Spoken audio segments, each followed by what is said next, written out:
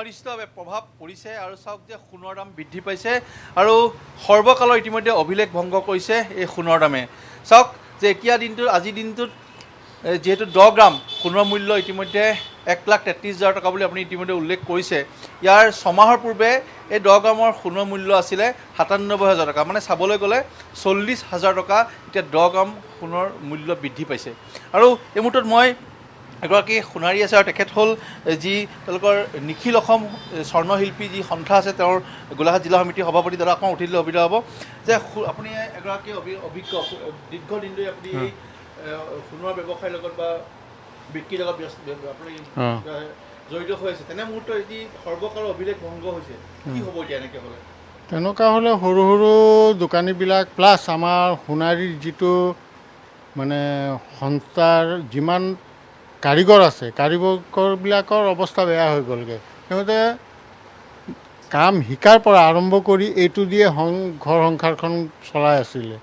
বৰ্তমান এনেকুৱা অৱস্থা হৈ গ'লগৈ, সিহঁতি কোনোবা মাছ বিক্ৰী কৰি আছে, কোনোবা শাক পাচলি বিক্ৰী কৰি আছে, কোনোবা কাপোৰৰ গাঁঠিৰ লগত গৈ পেলাই বজাৰ কাপোৰ চাপোৰ এইবিলাক বিক্ৰী কৰি আছে। কাৰণ পেটটো চলাব লাগিব, তাৰ ঘৰ সংসাৰ যিখিনি আছে ল'ৰা ছোৱালী। যে এনেকুৱা অৱস্থা হৈ গৈছে যে সোণৰ কাম কৰি যে মই কিবা এটা কৰিম বা মোৰ পেটখন চলিব, সেইটো নহয় কেতিয়াও। এতিয়া কথা হ'ল বিয়া বতৰ, এতিয়া তেনে মুহূৰ্তত এতিয়া সৰ্বসাধাৰণ ৰাইজৰ কাৰণে এটা প্ৰত্যাহ্বান হ'ব। আৰু দ্বিতীয়তে আপোনালোকৰ এতিয়া ব্যৱসায়িক প্ৰতিষ্ঠানমূললৈ এতিয়া মানুহ আহিব নাহে, কি ভাবে? নাই, নাহে। কাৰণ কেলে শ্ব'ৰুমখিনি যিমান চলি আছে এতিয়া শ্ব'ৰুমতে মেক্সিমাম মানুহে যায়। এতিয়া কি হ'ব এতিয়া এনেকৈ হ'লে? এনেকুৱা হ'লে এইটোৱেই হ'ব আৰু কি, যদি চৰকাৰে আমাৰ কাৰণে যদি কিবা কঠোৰ এটা কিবা হেৰি নলয়, তেনেহ'লে এনেকুৱাই চলি থাকিব। আস্তে আস্তে আমাৰ এই স্বৰ্ণশিল্পী যিখন, সেইখন মানে নাইকিয়া হৈ যাব। আপুনি কিমান বছৰৰ পৰা জড়িত হৈ যাব?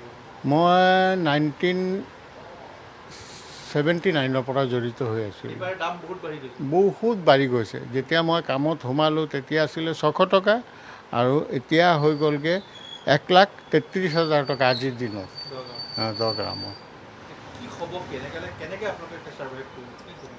প্ৰেছাৰটো আমাৰ দিয়াৰ, আমি সৰু সুৰা মানুহ, চিধা কথা ক'বলৈ গ'লে এতিয়া চৰকাৰৰ লগত কেনেকৈ যুঁজিম? আমি 16 চনতো বহুত হেৰি কৰিলোঁ, যুঁজিলোঁ, তাৰ কোনো ৰকম কোনো ফল নাপালোঁ। আৰু দিন দিন প্ৰতিদিনেই তেনেকুৱাকৈ বাঢ়ি গৈ আছে। এতিয়া চৰকাৰে আমাক এনে কৈছে যে বিশ্বকৰ্মা যোজনা থোজনা অগ্ৰম বগ্ৰম, কিন্তু সেইবিলাক কৰিবলৈ গ'লে বহুত ঝামেলা আছে।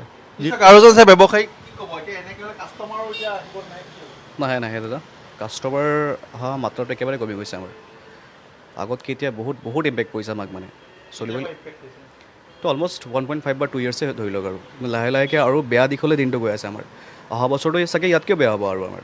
তেনেকৈ হ'লে আৰু এইটো লাইনত চাগে থাকিব নোৱাৰিম আৰু, বেলেগ কিবা চিন্তা কৰিব লাগিব আমাৰ। ধনতেৰছৰ মোটামুটি এতিয়া অলমষ্ট 10,000 মান ইনক্ৰিজ হৈছে আৰু ধনতেৰছৰ পৰা এতিয়ালৈকে। প্লাছ চিলভাৰতো অলমষ্ট 20,000 মান ইনক্ৰিজ মুস্তাক হৈছে। হুছেইন, এটা কথা ক'ব লাগিব যে গোলাঘাটত ব্যৱসায়ীসকলৰ মাজত প্ৰভাৱ পৰা দেখিবলৈ পোৱা গৈছে।